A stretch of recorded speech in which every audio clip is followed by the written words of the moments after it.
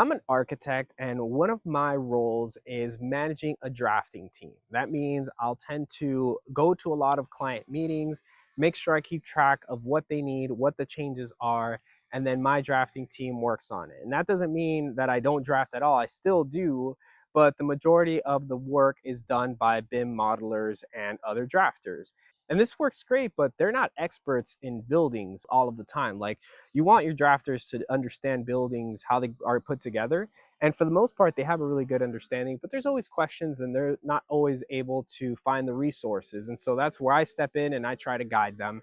And then also, they're not always able to understand the big picture because they're not attending every single meeting. They're getting copies of notes of meetings, and it's not the same, right? If you're not in a meeting yourself, things just fall through the gap that don't make it to you. Another part of architecture is the tools that we use, right? So we use Revit, and I think that Revit honestly is a godsend.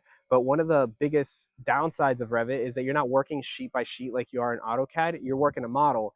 And so you could be making a change over here that accidentally makes a change on another sheet that you didn't even think about. And so part of my role is every week I'll check these sets, I'll print out a set and compare to the old one side by side on Bluebeam. And I try to make sure that we didn't undo anything. And I try to make sure that we actually met the goal of the red lines in a way that solves the problem but doesn't create other issues, right? And so this has really been a challenge. And every week I try to learn a little bit more of the process, find out ways that I could do this more efficiently or make my drafting team's life a little bit easier, because I used to be a full-time drafter myself and I know how painful it could be when you're building something but you don't understand the who, what, when, where, why, right? So I try to answer those questions for my drafting team. But week after week, we still have problems. Week after week, we still mess up some sheets, we regress, we cause problems that we didn't intend to, and it's a challenge, right? But I personally believe that this is just part of architecture. Now, I think we can get close to 100%, but I don't think we can get to 100%. Now, I wish I could tell you that I have a solution, right? Right now, I wish I could tell you that I have this secret sauce and I'm going to give you the ingredients, but unfortunately, I don't. What I do have is a clue. And I got this clue from a tool that I've been building called Datum Notes. Now, this is not an ad. This video is not about Datum Notes. We will get to that in another video. What Datum Notes is, it's just an app that I've been working on that you drop all your meeting notes from all the meetings that you have, and then it just generates a project dashboard, right? It does have AI, and the AI can answer questions. And so it's been really great and it's been really useful, and I use this tool all the time, but again, that's not the focus. The focus is, how have I been building this tool? You see, I started learning software development a few years back when I had an idea for a fun app that I wanted to make. And I took a few courses on React.js and Next.js. These are just frameworks for the language of JavaScript that I was trying to learn to be able to build this app. And by surprise, I actually got very far building that app, but I depended a lot on a website called Stack Overflow, which is essentially like a Reddit in a way, but for software development, where you ask questions. Now, I wasn't too popular on that website because a lot of my questions were very noob questions, and they don't really like that. They like you to research yourself, and I would try, but just it's so complicated to code. Anyway, luckily nowadays I have the understanding, I have the foundation of how it works, how databases work, how privacy works, but I don't need to write every single line of code myself anymore. I've been using something that's called AI agents. And if you don't live under a rock, you are familiar with AI. You know that there's Gemini, Claude, ChatGPT, so many options nowadays, but you might not know the crazy amount of tools that are actually very impressive. You've probably heard of Claude Code. You may not have heard of Codex. You may not have heard of Cursor or Windsurf or Anti-Gravity. There's just so many tools out there that can be used in a really, really amazing way if you understand what you're doing. Now, this is not about that either. The whole point that I'm trying to make here is that I've been developing this app for a few months now, and one thing that I've had to learn how to do is how to communicate with AI. how to prompt. You see, there's a whole career now called prompt engineering that you can learn of how to talk to an AI. I've noticed that people that complain about AI, that it's dumb and it doesn't give them the response that they want, is because they don't know how to talk to it. Believe it or not, there is a way that you can successfully talk to an AI that will actually give you what you want. And so I've had to learn this to be able to use these tools to help me create this Datum Notes app that I've been working on. And these tools are called AI agents. AI agents are like a little team of workers, of developers that you talk to. You give tasks and they divide the work amongst themselves, and they're able to create all the features that you want in your app, in your website, in your game, whatever you're working on. And it's been really, really amazing. The problem is that doesn't matter how smart these agents are, they literally are just intelligent, artificial, intelligent beings. They always mess up. There's always regressions. There's always unintended bugs. You could try telling them, I want this feature.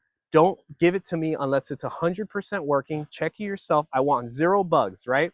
And I would be embarrassed to admit that I've tried saying to these teams at some point.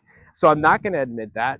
But I actually laugh sometimes to myself, thinking that there's probably CEOs out there who don't know anything about coding and tell their coding teams, I want this feature, 0 bugs by Monday. So it's pretty funny to think about that. But anyways, in this process of talking to AI agents and getting these features built right before my eyes, I've learned that there's actually such a big similarity between AI agents and drafting teams, right? And this is like, it was a real big eye opener. And you who are watching this video now might think like, that's so obvious. But the not obvious part was the tips and tricks and tools that you give to the AI agent so that you avoid getting into these regressions and into these problems. And at a base level, these tools are called MD files or markdown files. So markdown files are essentially plain text documents. It's code, but plain text that you can read. You and I can read no problem, like a page in a book. They live inside of your folders. And you essentially, before you add any feature, before you work out any bug, you tell your AI agent, I want you to go and read the markdown files X, Y, and Z before you get started on this next feature that is X, Y, and Z.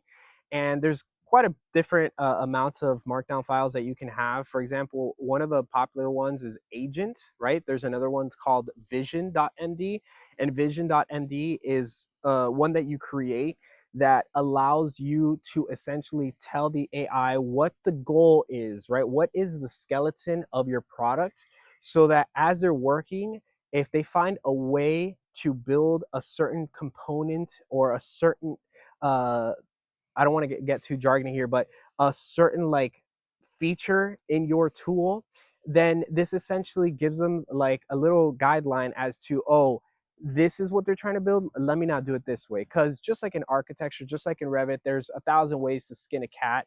And the same way that you can build a family in Revit, 100 different ways, you can do the same thing with a React component on, in code. And so by you having this markdown file telling them this is what my vision is, they're able to understand a little bit more clearly how you want to build this thing so that you don't create something that doesn't fit the vision of the project. To try to make it a little bit more clear for you, there's another MD file that I use called a regression MD file. And essentially, this is like a journal that I have the agent who's building out certain features. They'll basically, whenever there's a successful attempt at doing something, they'll log it in. They'll say like, today I worked on this feature, I did this and this broke, and this is how I built this X, Y, and Z, et cetera, et cetera, et cetera. And what that does is that every time they're going to build a new feature, they read that and they start to see a pattern as, oh, this thing keeps breaking, so let me try not to build this component in a way that's going to affect that. Or if I'm going to build something that uses that, then I'm going to be very mindful about that. And so by me working with these AI agents, I've realized that in architecture, we do have something similar. It's called either a standard of practice, an SOP, project templates, like in Revit, for example, or there'll be like the office standards. Like back in the day, we had an AutoCAD file that had every single layer with the right naming convention and all the I forget what they're called now because I don't use AutoCAD that much, but basically families, I can't, it just slips. Oh, blocks, right? So like the blocks in AutoCAD that you can copy and paste from project to project. And that works pretty good, but I realize that it's not good enough. What we essentially need in architecture, which to be honest, it might exist out there. And that's actually why I'm creating this video. Again, I don't want to teach you guys necessarily how to do something, but I just want to bring this point up. And I was kind of hoping that in this video, we could start like a conversation in the comments as to how you guys manage your drafting teams, or if you're a drafter, what are your pain points, or what have you found successful in keeping track of the work that you're doing.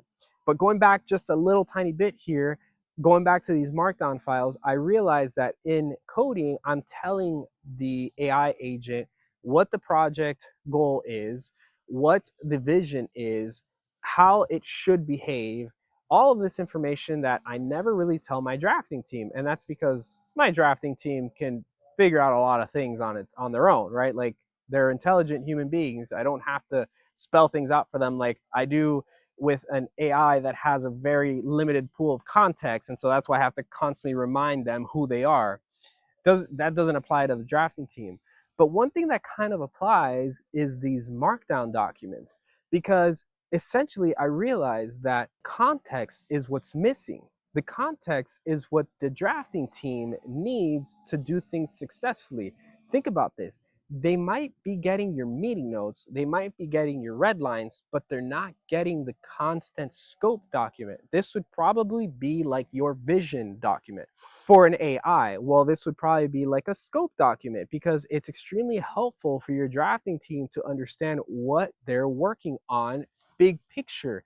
Because if you are constantly going to these meetings and you start to realize, oh, the bathroom tile changed, now the floor tile changed, now we're adding more lights to ceilings, now we're doing this, now we're doing that, you might have a good, clear picture of that in your head. But if there's no document that represents that scope, an updated document that is updated every single time you attend a meeting, then your team might be working on red lines that actually don't even apply anymore.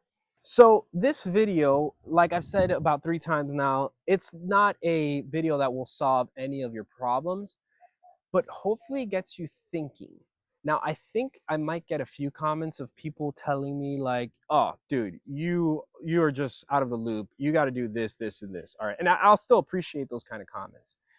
But that wasn't the goal of this video. It wasn't for me to show you something. It was essentially not a pointless video, but it was like a goalless video that really just wanted to highlight something, a problem that I have that I'm sure many of you architects and designers out there have yourselves.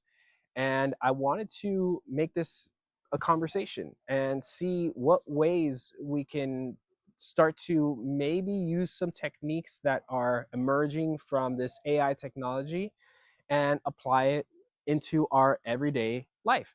So can't wait to see what you guys say in the comments. But till next time, see ya.